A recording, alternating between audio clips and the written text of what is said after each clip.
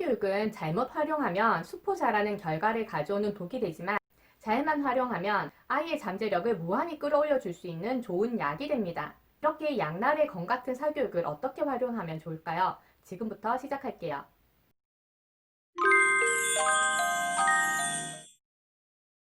안녕하세요. 매시피티 수학입니다. 오늘은 1편 사교육의 불편한 진실에 이어 2편인 사교육을 현명하게 활용하는 방법에 대해서 얘기 나눠볼까 해요. 자, 여기서 포인트는 두 가지인데요. 첫 번째는 필요할 때 활용한다 입니다. 자, 필요하다는 건 내가 사교육을 하는 이유가 있어야 한다는 거예요. 그래서 단순하게 옆집 친구들이 어느 학원을 가는데 그 학원 좋대 라거나 지금 아이가 몇 학년 됐으니까 이제 수학을 해야 하지 않을까? 라거나 친구들 다 이제 무슨 학원 다니는데 우리 아이만 안 하고 있자니 불안해서 라는 이런 이유는 목적이 아니에요. 우리 아이가 학교에서 수업을 듣는데 학교 수업만으로는 개념이 좀 부족한 것 같아. 이 개념을 채워줄 수 있는 학원이 어떤 게 있지? 저학년이니까 좀 교구를 이용하는 이런 활동 수학을 할까? 혹은 고학년이니까 아이의 속도와 수준에 맞춰서 진도를 나가는 곳이 찾을까? 라든지 우리 아이가 기본하고 응용은 하는데 심화도 좀 해야겠는데 심화는 도저히 내가 어떻게 도와줄 수가 없네. 학원의 도움을 좀 받아야겠다. 라거나 우리 아이가 수학머리는 있는 것 같은데 집에서는 도저히 집중을 못하네. 또래에 비슷한 수준에 있는 친구들이 있는 곳에 가서 시너지 효과를 좀 봐야 할 것 같아. 이런 구체적인 목적이 있으셔야 합니다. 지금 사교육의 종류가 굉장히 많아요. 그래서 이런 목적이 없이는 아이에게 맞는 수준과 학원의 종류를 고를 수가 없습니다. 자, 학원의 종류에 대해서는 제가 또 다른 영상 준비하고 있거든요. 거기에서 자세히 말씀드리고 오늘은 학원을 활용하는 방법에 대해서만 좀 집중해 볼게요. 자, 그래서 보통 학원에 가면 테스트를 치고 이 아이의 성적에 따라 상담을 하는데 이 상담을 받기 전에 어느 정도의 학원을 보내는 목적과 기준은 잡고 가셔야 됩니다. 자, 그렇지 않으면 보통 부모님이 이제 아이를 잘 관찰하기는 힘들잖아요. 아이의 수학적인 능력이 어느 정도인지 특히 고학년이나 중학생이 되면 좀 부모님이 아시기는 힘든데 그냥 무턱대고 나는 아무것도 몰라요. 알아서 해주세요. 라고 학원에 가면 물론 대부분의 학원은 지금 아이의 수준이 이 정도가 되어서 지금 이런 커리큘럼으로 이런 과정으로 나가면 될 것 같아요 하고 얘기하시지만 몇몇의 학원은 조금 학원을 영업적으로 하시는 분들도 계세요. 그래서 부모님이 생각하시는 것보다 아이의 수준이 낮게 나오면 지금 아이 이래가지고 안 돼요. 애들 벌써 이만큼 하고 있는데 얘는 여기 있어요. 이거 따라가려면 이것도 하고 이것도 하고 이것도 해야 돼요. 라고 겁을 주거나 아니면 부모님이 생각하는 거 이상으로 성적이 나오면 지금 아이 정말 월등해요. 지금 이 잠재력이 무궁무진하기 때문에 그냥 이렇게 놔두기 너무 아깝습니다. 지금 뭐 선행도 하고 영재교육원 준비도 하고 경시대회도 준비하면 아이가 정말 잘할 거예요. 라고 부추기는 경우도 있어요. 물론 이 말들이 다 틀린 건 아니지만 이 말을 다 따라 하려면 일주일 내내 수학만 해야 됩니다. 그런데 아이를 그렇게 할 수는 없잖아요. 다른 것도 해야 되고 노는 시간도 줘야 하니까. 그래서 이런 말에 휘둘리지 않으려면 부모님이 어느 정도의 기준은 정하셔야 됩니다. 자, 그럼 이렇게 학원이 정해지고 나면 잘 활용하는 게 중요하겠죠. 자, 무언가를 활용한다는 건 내가 주체가 되어서 다른 것을 이용한다는 거예요.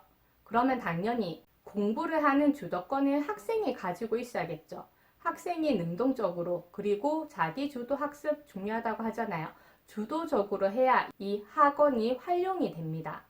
자, 그래서 보통 공부를 하는 방법에는 설명을 듣고 이걸 뒤에 복습하는 방법, 그리고 설명을 듣기 전에 예습하는 방법이 있는데 저는 예습을 권합니다. 그런데 단순한 예습이 아니에요. 그냥 목차만 보거나 어떤 용어가 나오는지 훑어보는 정도의 예습이 아니라 선생님의 설명을 듣기 전에 내가 이 개념을 꼭 씹어보는 예습을 권합니다. 자, 자세한 거는 수학머리 공부법에서도 제가 설명을 드렸는데요. 조금 설명을 드리자면 복습의 관점은 어떠냐면 내가 백지를 들고 학원에 갑니다. 그럼 선생님이 개념 설명을 해주면서 이렇게 밑그림을 그려줘요.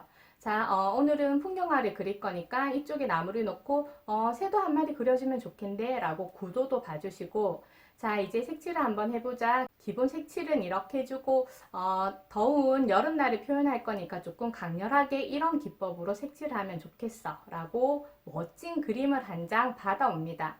자, 그리고 숙제로 자, 너희도 이런 풍경화를 한 장씩 그려와 라고 내주세요.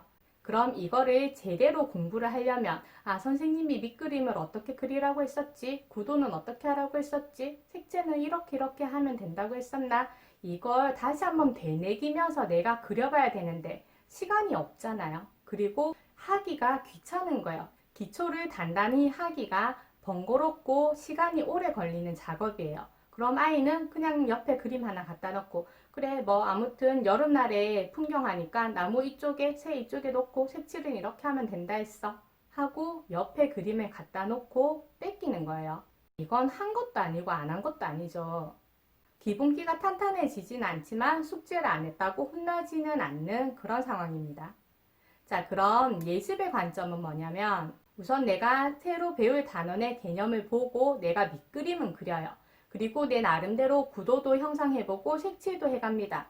그러고 나서 어느 정도 완성은 아니지만 미완성 상태로 학원에 가서 수업을 들어요. 그럼 학원에 가면 선생님만에 있게 잘 정리된 방법으로 그림을 그리겠죠. 그럼 그걸 보면서 선생님이 구도를 이렇게 잡았더니 훨씬 더 그림이 안정적으로 보이네. 나는 이런 색채를 생각 안 해봤는데 이렇게 표현을 하니까 훨씬 더 이 더운 날씨가 표현이 잘 되었네 하고 그렇게 하면 더 멋지겠구나. 내가 놓쳤던 부분이 이런 게 있었는데 전혀 다른 부분이 생겼네. 이렇게 내 걸 기준으로 수정하고 보완하는 작업이 됩니다. 그러고 나서 이제 집에 오면 나는 이걸 이렇게 했었는데 선생님이 이렇게 하니까 더 멋졌어. 나도 이렇게 따라 해봐야지 하고 내 거를 더 업그레이드 할 수 있어요. 물론 이 작업이 처음 시작하면 힘들 수 있어요. 내가 개념을 제대로 이해하고 잘라본 적이 없는데 이거를 이해하려니 당연히 시간도 오래 걸릴 거예요. 근데 수학은 나선형 교육이기 때문에 전혀 새로운 내용을 배우는 게 아니라 작년 혹은 재작년에 배웠던 내용에 한두 가지 새로운 게 더해져서 나온 것 뿐이에요. 그래서 이렇게 기초를 탄탄하게 잡아 놓으면 새로 배우는 것도 새로 얹어진 것만 공부를 하면 되는 거예요. 그래서 기본적인 개념에 대한 이해는 내가 하고 수업을 들어야 합니다. 자, 그리고 예습 단계에서도 문제를 풀어보는데요. 문제를 그냥 공식을 바로 넣어서 풀지 마세요. 자, 우리가 예습을 한다는 건 수학적 머리를 키운다는 건 그냥 개념은 이거네, 공식은 이거네, 공식 대입 이게 공부가 아니고요. 개념이 어떤 의미를 가지고 있지? 이 공식이 어떤 과정으로 유도되었지? 이거를 보는 겁니다. 그래서 문제를 풀 때도 내가 공식은 알지만 공식을 바로 대입하지 말고 이 공식이 유도된 과정을 이용해서 문제를 풀어봐야 돼요.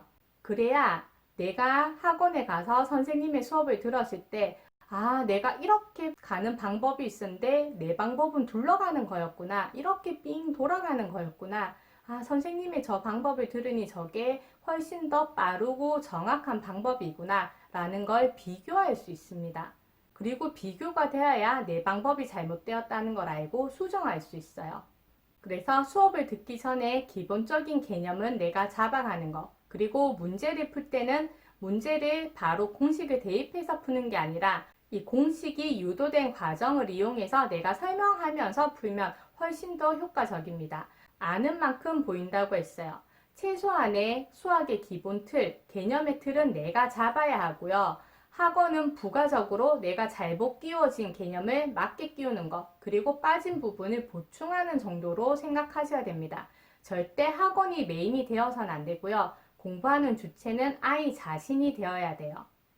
자, 그리고 팁을 하나 더 드리면 오답노트 꼭 활용하시기 바랍니다. 자, 학원마다 오답노트를 하는 곳도 있고 안 하는 곳도 있는데 안 하는 학원에 다니더라도 아이 개인적으로라도 하시길 권해요. 자, 왜냐면 내가 놓친 문제가 있으면 선생님의 설명을 들으면 그때는 바로 다시 풀어도 풀려요. 그런데 시간이 지나면 내가 막힌 부분에서 또 막힙니다. 그래서 안 되는 문제들을 따로 빼놓고 한 일주일에서 한 달 정도 시간이 지난 후에 다시 한번 풀어보세요. 그럼 그때 또 틀린 문제를 5-5 답을 해놓으세요. 그럼 신기하게도 5-5 답의 문제들을 보면 비슷한 유형의 문제들만 남아있어요. 내가 이 문제의 유형이 늘 막힌다는 뜻이죠. 그래서 이렇게 오답 노트를 해놓으면 시험 때 이 오답 노트 위주로 보면 되니까 공부해야 되는 분량이 줄어듭니다. 자, 한 가지만 더 말씀드리면 공부의 주도권은 아이가 잡아야 한다고 했잖아요. 아이 스스로가 동기부여를 가질 때 가장 확실한 효과가 나타납니다. 자, 그런데 동기부여를 가지라고 하면 보통 이런 거 생각하세요. 엄마 나 지금 잘하는 친구들이 저 학원 다니니까 나도 저 학원 다녀서 이만큼 성적을 유지해서 내가 원하는 이 학교에 갈게. 그러니까 저 학원 보내줘. 라고 하시는데 물론 이런 친구들이 간혹 있긴 하지만 그 아이가 우리 집 아이는 아니라는 거죠. 대부분의 아이들은 아무 생각 없이 학원에 갑니다. 제가 얘기하는 동기부여는 거추장한 게 아니에요. 그냥 공부의 즐거움을 아이가 깨달아가는 거예요. 자, 제 학생 중에 중2 남학생이 있었어요. 이 친구가 거의 수부자였거든요. 그러니까 수학을 막 싫어하진 않는데 공부할 생각이 없는 거예요. 그래서 1, 2학년 때 성적이 뭐 4, 50점 이런 친구였는데 학원에 그냥 놀러 오는 거예요. 왜냐면 학원에 가야 자기 친구들이 있으니까. 그런데 이 친구가 2학년 2학기 때 경우의 수, 확률 단원에 가서 수학의 재미를 느낀 거예요. 왜냐하면 중학교에 올라오면 대부분의 수학이 문자와 기호와 숫자밖에 안 나옵니다. 그런데 이 확률 경우의 수 단원은 여기서 나온 개념을 일상생활하고 연결할 수가 있는 거예요. 예를 들어 한 줄 세우기를 배웠으면 이걸 우리 반에서 반장과 부반장이 뽑힐 경우의 수로도 이용할 수 있고요. 10명이서 악수를 할 때 몇 번 악수를 해야 하는지, 혹은 주머니에서 공을 꺼내는데 내가 2번이나 빨간색을 꺼낼 확률, 이런 식으로 문자와 기호밖에 없어서 추상적인 학문이라고 생각한 수학이 실제 생활하고 연관해서 생각을 할 수 있으니 수학이 너무 재밌는 거예요.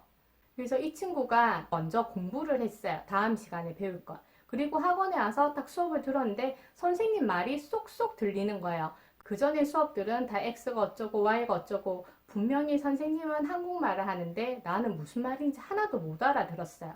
그런데 이 확률 단어는 뭔지 알겠어. 그래 이런 경우가 있지. 이때는 이렇게 되는 거구나 하고 본인이 알아듣는 그 재미를 느끼니까 수학이 즐거워진 겁니다. 그래서 이 친구는 이 경우의 수 단원을 계기로 그동안 자기가 놓쳤던 1학년 기초, 2학년 1학기 기초를 잘 다지고 이제 위에 것도 열심히 해서 잘 된 케이스예요. 그래서 내가 공부를 하고 알아들었을 때 그 기쁨, 그리고 내가 알고 있는 걸 이용해서 문제를 풀었을 때 이 문제가 풀릴 때의 희열을 느끼면 아이들은 자연스럽게 동기부여가 생깁니다. 자, 그래서 수학은 어려운 학문입니다. 그런데 어려운 것과 재미가 없는 건 별개예요. 수학을 즐기는 아이들은 어려운데 너무 재밌다 라고 합니다. 배움의 즐거움을 아는 거예요.